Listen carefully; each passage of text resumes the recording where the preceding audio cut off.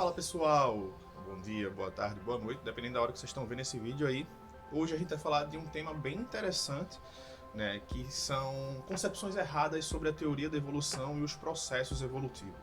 Esse é o vídeo parte 1, vai ter aí uma série de vídeos falando dessas concepções erradas que a gente acaba tendo tanto no dia a dia quanto erros de interpretação da teoria da evolução e dos processos que geram a evolução, né? Primeiramente, gostaria de lembrar vocês, por favor, que se inscrevam no canal. Né? Tem uma galera que assiste o vídeo, não está inscrita no canal. Né? Então, se você não está inscrito, se inscreve no canal aqui. Tá? Deixa aí um comentário, fala de assuntos que você gostaria que a gente tratasse aqui. E compartilha esse vídeo, manda para o amigo. É super importante a sua inscrição, o seu like, o seu comentário. Ajuda muito a gente, tá? A continuar o trabalho aqui. Beleza? Então, sem mais delongas, vamos para o vídeo. Então, dando início aqui a essas concepções, a primeira concepção errada que a gente tem é a evolução é uma teoria sobre a origem da vida. Então, bem, pessoal, isso aqui a gente sempre fala, né? Eu vejo muito pessoal falar de que a evolução trata da origem da vida, então ela não consegue explicar a origem da vida. Bem, de fato, a teoria da evolução ela inclui ideias e evidências relacionadas à origem da vida. Por exemplo, se ocorreu ou não próximo a uma fonte hidrotermal, oceânica, grandes profundidades, que moléculas orgânicas surgiu primeiro, mas este não é um tópico central da teoria da evolução. A maior parte dos biólogos evolutivos estuda a forma como a vida foi mudando, né, depois da sua origem.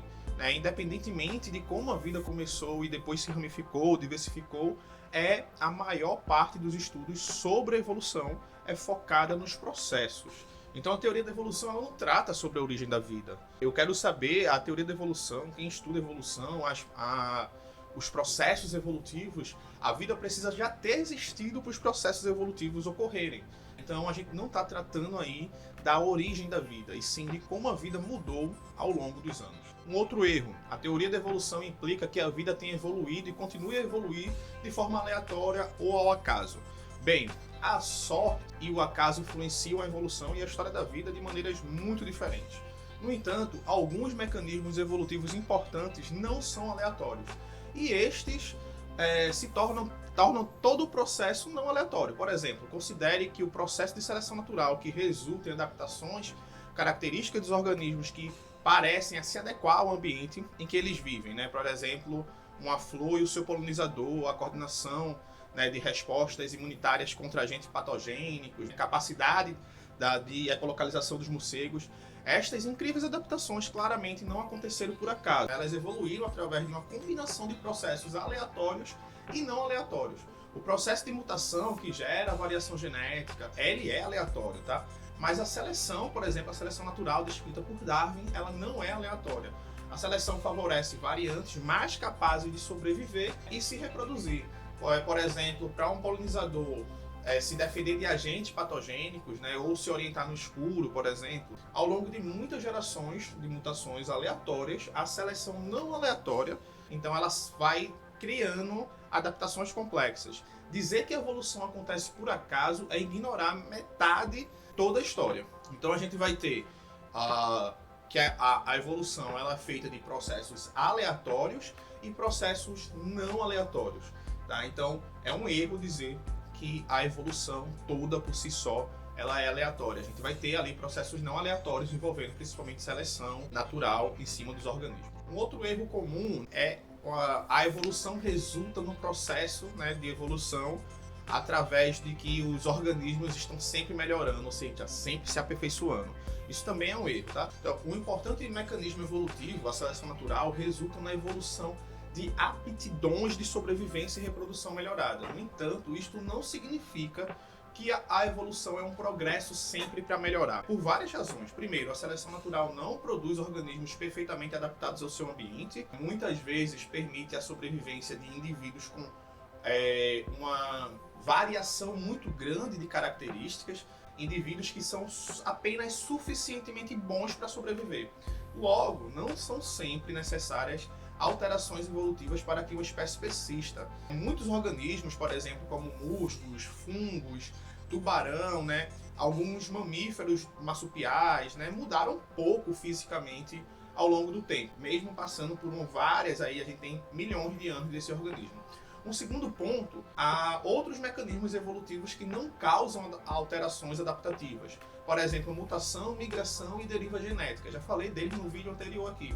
Eles podem levar populações a evoluírem de maneiras que não são largamente prejudiciais ou que as tornam menos adaptadas ao seu ambiente. Por exemplo, a população africana, lá na África do Sul, tem uma frequência anormalmente elevada, né, de uma variante genética que causa a doença de Hansen, né, por deriva genética, à medida que a população cresceu, né, e ela foi fundada por uma população muito pequena, né. Finalmente, a noção de progresso, já que eu falei um vídeo também aqui para vocês de melhora, não faz sentido quando a gente fala de evolução.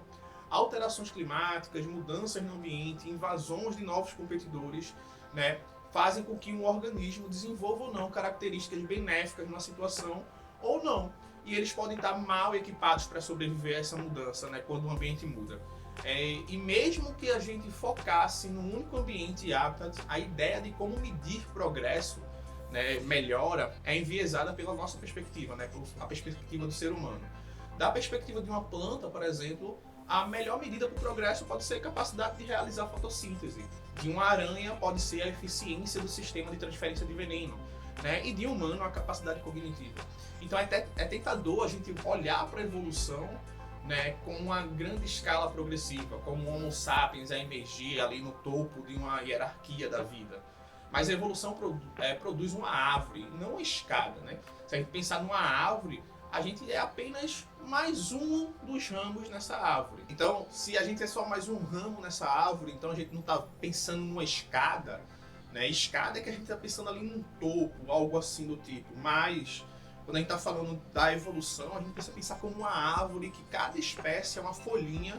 E se você olha para uma árvore hoje em dia e vê todas aquelas folhas lá, é porque todas aquelas folhas passaram, né? Você interpretar as folhas como as espécies, todas aquelas folhas passaram pela evolução, né? Por esse tempo todo evolutivo da vida que a gente passou.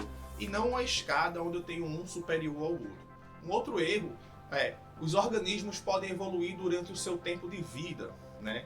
Então, a definição de alterações evolutivas, ela se baseia nas alterações do patrimônio genético da população ao longo do tempo.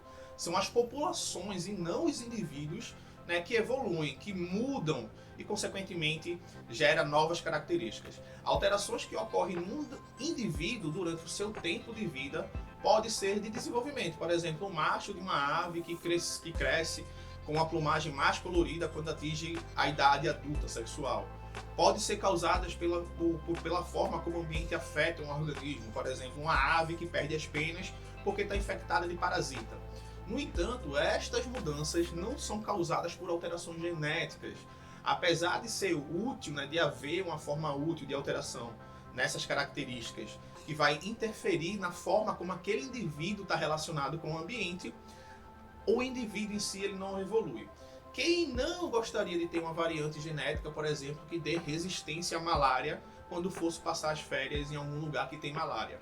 A evolução não funciona dessa forma, né? Novas variantes genéticas, ou seja, novos alelos, eles são produzidos por mutações aleatórias e ao longo de muitas gerações a seleção natural pode favorecer essa variante vantajosa, levando com que ela se torne mais comum na população, ou não. Essa variante, essa mutação aleatória, ela pode simplesmente ela ser ruim para aquela população e a própria seleção natural trata de baixar a frequência dela até eliminar ela daquela população.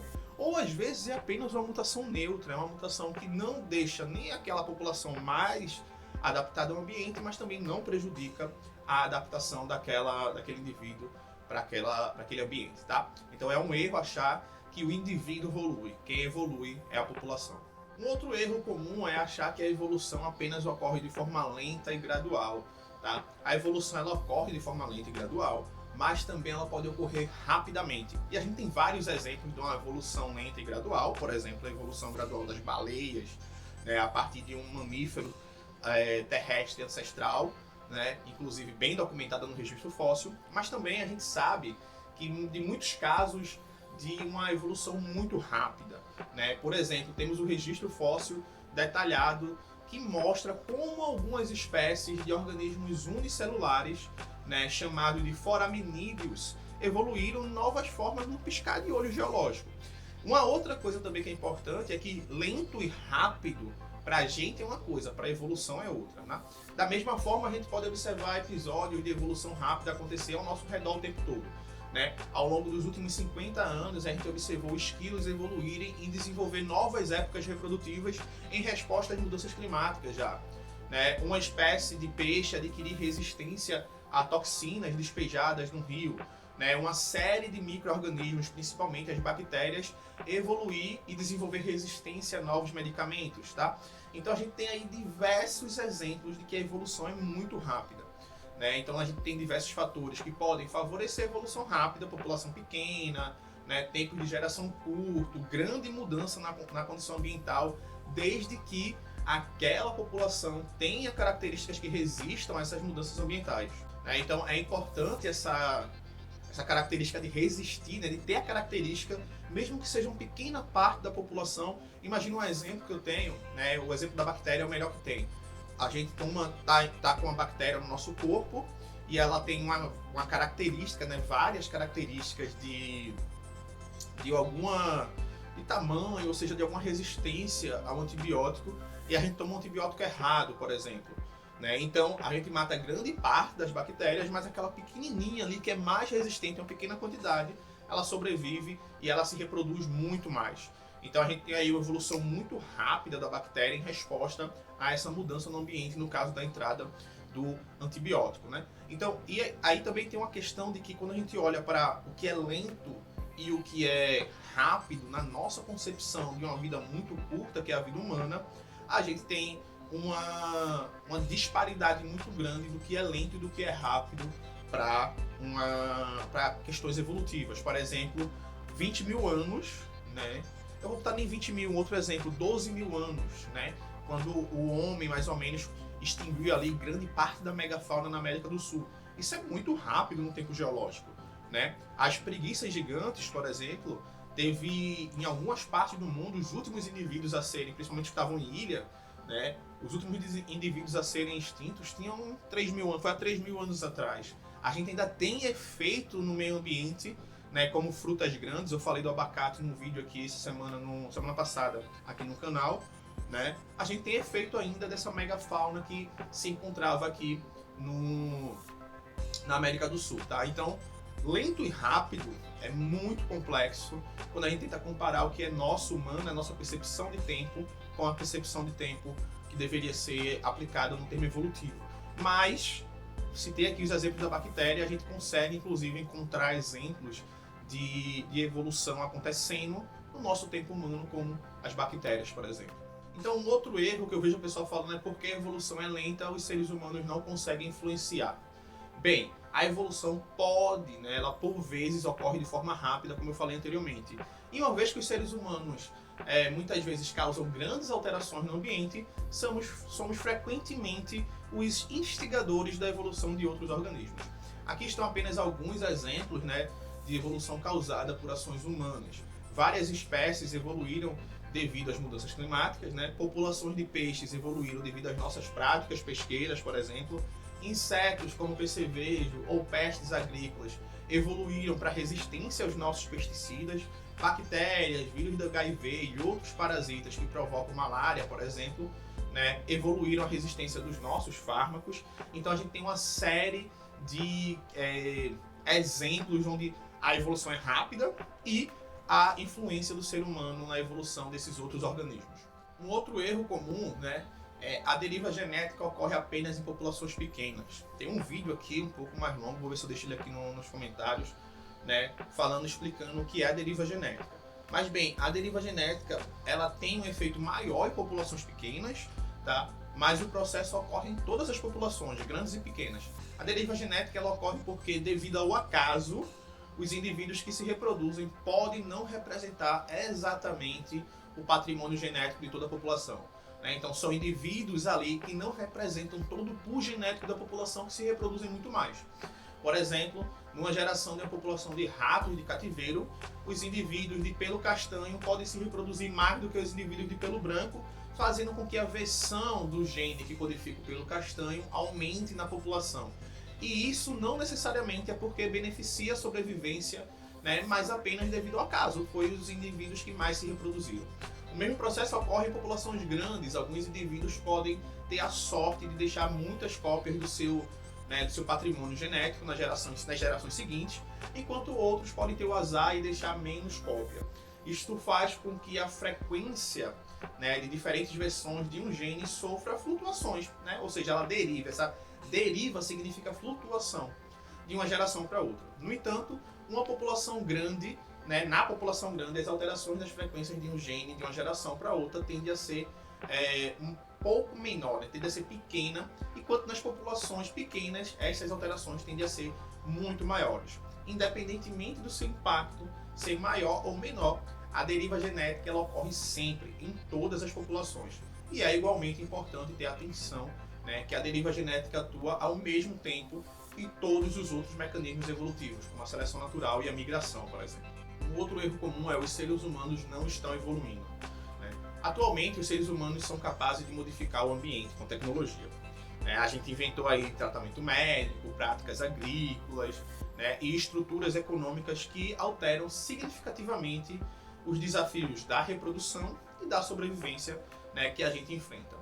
Por isso, né, por exemplo, porque a gente conseguiu tratar a diabetes com insulina, nos países desenvolvidos, a versão genética que contribui para a diabetes juvenil já não está sob o efeito tão forte da seleção negativa, ou seja, aquela seleção que iria retirar aqueles genes, porque a gente está tratando isso e a gente está permitindo que as pessoas se reproduzam mesmo tendo esses genes, né? Alguns argumentam que tais avanços tecnológicos significam que a gente optou por não excluir do jogo da evolução e nos colocarmos fora do alcance da seleção natural. Essencialmente, né, dizem que a gente parou de evoluir. No entanto, este não é o caso. Os seres humanos ainda enfrentam desafios à sobrevivência e à reprodução, só que eles não são os mesmos da população que tinha ali há 20 mil anos. É errado achar que a gente vai enfrentar os mesmos efeitos seletivos de uma população sem tecnologia. 20 mil anos a população era outra, hoje a gente está com outra perspectiva, né, de sociedade. Então a direção, mas não o fato da nossa evolução mudou. Tá? Por exemplo, os humanos modernos que vivem em áreas densamente povoadas, né, enfrentam maiores riscos de doenças epidemiológicas, né, do que os nossos ancestrais que eram caçadores-coletores, por exemplo, que no seu dia a dia entravam em contato com poucos seres humanos. Hoje a gente entra em contato com muita gente. Tá? E esta situação favorece a disseminação de versões genéticas que nos protegem dessas doenças ou o contrário.